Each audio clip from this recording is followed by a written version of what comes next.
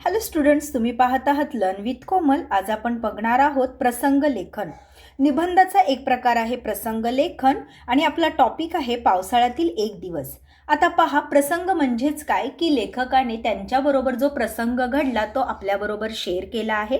पावसाळ्यातील एक दिवस. आता पाऊस म्हटला की काय आलं त्याच्यामध्ये? पहिल्या पावसामध्ये मातीचा सुगंध, त्याचप्रमाणे त्या पावसाचं म्हणजे कुठल्याही पावसाची पूर्वतयारी नसल्यामुळे जी काही धांदल उडालेली असते, या सगळ्याचं वर्णन आज आपल्याला या प्रसंग लेखनमध्ये पाहायला मिळणार आहे.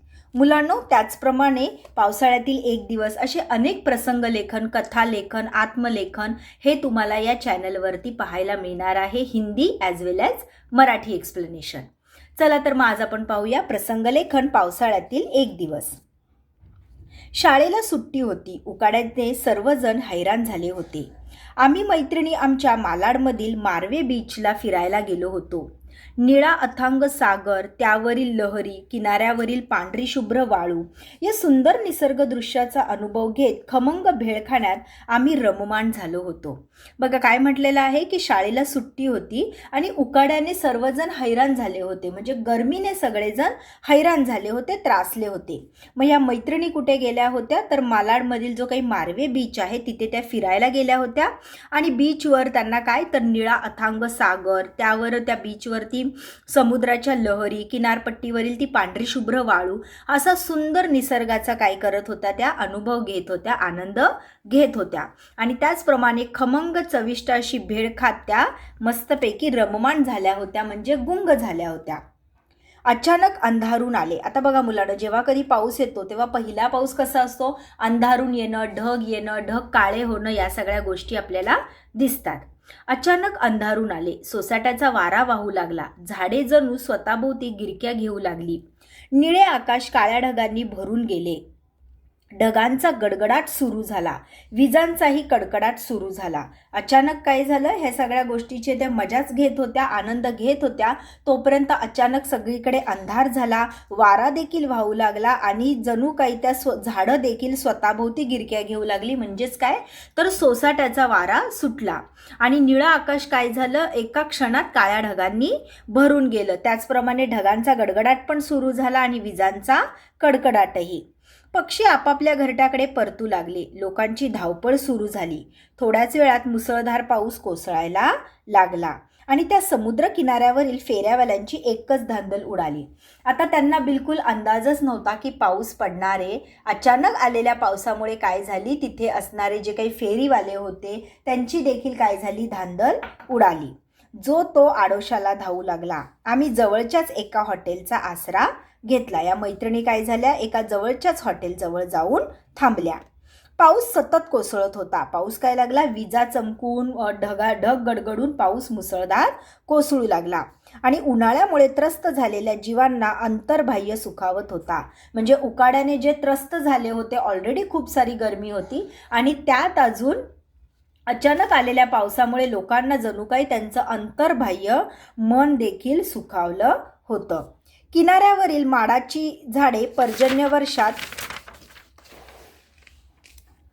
सचेल स्नान करीत होती. सचेल स्नान करत होती म्हणजेच काय मुलांनो, तर जणू काही ती मस्त त्या पावसाच्या पाण्याचा आनंद घेत होती. झाडांची पाने टवटवीत व ताजीतवानी दिसत होती. त्याचप्रमाणे काय झालं? उकाडा होता, धूळ होती आणि अचानक आलेल्या या जोरदार पावसामुळे झाडांची पानं देखील स्वच्छ धुवून निघाली आणि ताजीतवानी दिसायला लागली. हॉटेलमध्ये गरमागरम चहा व भजी खाऊन आम्ही बाहेर पडलो. घरांच्या छपरावरून येणारे पाणी रस्त्यात येऊन रस्त्याला ओहोळचे स्वरूप प्राप्त झाले होते. घरांच्या छपरांवरून जे काही पाणी येत होतं त्याच्यामुळे रस्त्याला ओहोळचं रूप प्राप्त झालं आणि ज्या हॉटेलच्या तिथे त्या थांबल्या होत्या तिथे त्या गरमागरम चहा आणि भजी खाऊन बाहेर पडल्या. रस्त्यावर पाणी साचल्याने गाड्या सावकाश चालत होत्या. एखादे वाहन आले की पाणी जोराने पुढे येऊन मध्ये येणाऱ्या लोकांच्या अंगावर उडत होते. आकाशातून बरसलेल्या अमृतधारांनी धरित्री पुलकित झाली होती. म्हणजे लोक उकाड्याने त्रासले होते, झाडं, पक्षी, प्राणी सगळेच त्रासले होते उकाड्याने आणि तेवढ्यातच या मुसळधार पावसाने सगळ्यांना काय केलं? पुलकित केलं, समाधानी केलं. तिच्या सावळ्या मुखावर समाधानाचे तेज विलसू लागले. कारण सूर्यदेव ढगाआडून बाहेर आला होता. त्याचे पिवळे सोनेरी किरण वस्तुजातावर आपले ओले हसू उमटवीत होते. म्हणजे पाऊस पडला आणि त्याच्यानंतर हळूच सूर्यदेव काय झाला, ढगा आडून बाहेर आला आणि त्याचे पिवळे सोनेरी किरण काय झाले, सगळीकडे पसरले. काय आश्चर्य, आकाशात विलोभनीय इंद्रधनुष्य दिसू लागले. आता तुम्ही पण बघाल मुलांनो, जेव्हा केव्हा पाऊस येतो तेव्हा खूप रेअरली कधीतरी आपल्याला इंद्रधनुष्य हा पाहायला मिळतो. आणि इंद्रधनुष्य पाहणं म्हणजेच काय, एकदम डोळ्यांना म्हणजे मनाला डोळ्यांना तृप्त करणारा निसर्गाची काय आहे तो सीन आहे, देणगी आहे. आणि तिच्या सावळ्या मुखावर समाधानाचं तेज विलसू लागलं. कारण काय झालं होतं तर आकाशात विलोभनीय इंद्रधनुष्य दिसू लागले. लोक पुन्हा रस्त्यांवर दिसू लागले. आता चातक पक्षी थंडगार पर्जन्यबिंदू पिऊन तृप्त होतील. आता बघा मुलांनो, हा जो चातक पक्षी असतो, हा चातक पक्षी कसा असतो की तो काय करतो, फक्त पावसाचं पाणी पितो आणि त्या पावसाच्या पाण्यावरच तो जगतो. मग पावसाच्या पाणी पिऊनच जगणारा पक्षी हा काय करतो तर पावसाची आतुरतेने वाट पाहत असतो. त्यामुळे आता चातक पक्षाची काय झालेली असेल तर थंडगार पर्जन्यबिंदू पिऊन मन तृप्त झालं असेल. आपला मनमोहक पिसारा फुलवून मोर वनात थुई थुई नाचेल. आता ह्या पहिल्या पावसाचा आस्वाद सगळेच प्राणी पक्षी घेतात.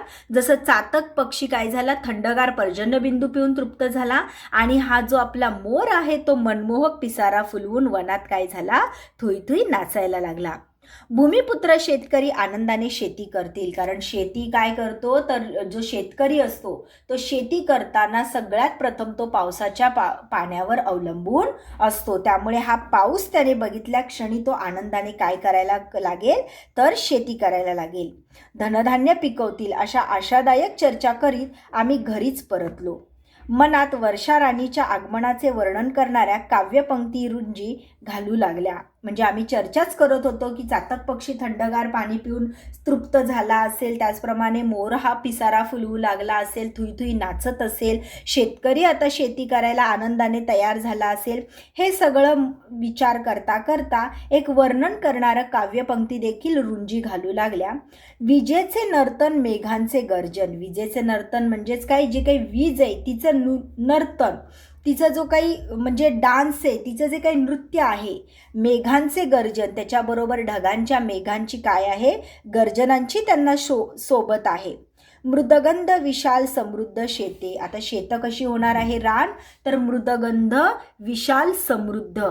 अमृत वर्षाव सांगाती घेऊन हिरवा आपुला शृंगार लिहून येई वर्षादेवी. वर्षादेवी कशी येते तर विजेचं नृत्य, नर्तन, मेघांचं गर्जन आणि विशाल समृद्ध शेत अमृत वर्षाव सांगाती घेऊन काय करते तर हिरवा आपला शृंगार लेवून काय करते, वर्षादेवी येते. अशा प्रकारे पहिल्या पावसाचा आनंददायक व अविस्मरणीय अनुभव आम्ही त्या दिवशी घेतला. अशा प्रकारे या मैत्रिणींनी काय केलं तर पहिल्या पावसाचा आनंददायक आणि अविस्मरणीय, कारण त्या उकाड्याने गरम झाल्यामुळे ज्या काही त्या मालाडला बीचवर गेल्या होत्या आणि तिथे निळ्या आकाशाचा अनुभव घेत असतानाच त्यांना काय झालं, अचानक ढग काळे होऊन पावसाचा देखील आनंद लुटायला मिळाला. म्हणून त्यांनी काय म्हटलेलं आहे की हा जो प्रसंग आहे हा आमच्या पहिल्या पावसाचा आनंददायक व अविस्मरणीय अनुभव आम्ही त्या दिवशी घेतला, जो त्यांनी आपल्याला या प्रसंगाद्वारे काय केलेला आहे, व्यक्त केलेला आहे. तर मुलांनो, हा 8 मार्क्ससाठी येणारा क्वेश्चन आहे जो तुम्हाला बोर्डाला येणार आहे. तर तुम्ही काय कराल, याचे व्यवस्थित रीड करून एकदम व्यवस्थित प्रकारे हा लिहिण्याचा प्रयत्न कराल, जेणेकरून काय होणार आहे, तुम्हाला पूर्ण मार्क्स मिळण्याचे चान्सेस आहेत. तर मुलांना लवकरच आपण नेक्स्ट निबंधाकडे वळूया. चला तर मग थँक्यू.